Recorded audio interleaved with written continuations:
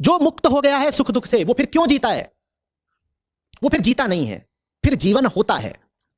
वो जानबूझ के नहीं जी रहा है, वो सोद्देश्य नहीं जी रहा है, उसके पास अब कोई व्यक्तिगत कारण या लक्ष्य या उद्देश्य नहीं है जीने का। वो जिया जा रहा है क्योंकि शरीर है, शरीर जी रहा है भाई। जिस दिन शरीर गिर जाएगा गिर जाएगा। जब हमारा शरीर से यह रिश्ता नहीं कि उसको जबरदस्ती सुख पिलाएं, तो हमारा शरीर से यह रिश्ता भी तो नहीं है कि उसे जबरदस्ती मार गिराएं।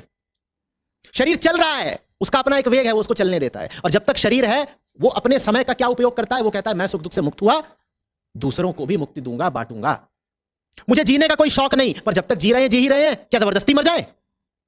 तो जब तक जी रहे हैं यूं ही अकारण, निरुद्देश्य, निष्प्रयोजन, तब तक अपने जीवित समय का इस्तेमाल करेंगे दूसरों को भी उस मुकाम तक, उस बिंदु, उस स्थिति तक लाने में जिस स्थिति पर हम हैं। क्योंकि हम भी कभी वैसे थे जैसे दूसरे लोग हैं।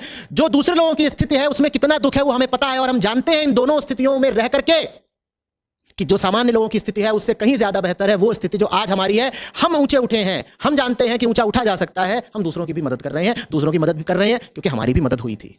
हमारी मदद ना हुई होती तो हम भी उठ नहीं पाते। और जब जी रहे हैं तो भाई शरीर है, प्रकृति है, कुछ कर्म तो हो ही रहे हैं। समय काटने को हमें भी कुछ कर्म करना है, तो हम ये कर्म कर रहे हैं। ऐसे जीता है जीवन मुक्त। वो इसलिए नहीं जीता कि अगले 10 साल में इतनी तिजोरी भर लूंगा कि ये कर लूंगा वो कर लूंगा।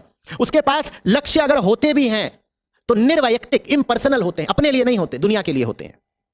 या ऐसा कह लो कि उसका आपा और दुनिया का हित एक हो गए होते हैं। जब ये लगे भी कि वो अपने लिए कुछ कर रहा है तो न जाने कैसे उससे सर्वजन का हित हो जाता है। उसने अपनी और दूसरों के बीच की विभाजन रेखा बिल्कुल मिटा दी होती है। वो जो कुछ भी करता है उसमें सबका कल्याण होता है। दाएं चले दाएं में, बाएं चले तो बाएं में, और उसे कहीं जाना नहीं है, न दाएं न बाएं।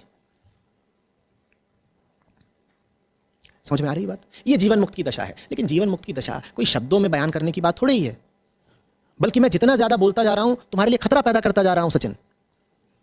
क्योंकि जो जो बातें मैं बोलूंगा तुम्हारा मन उनको लेगा और अपने ही तल पर, अपने ही केंद्र से उनका अनुवाद कर लेगा और उनका व्यवहार भी करने की कोशिश करेगा।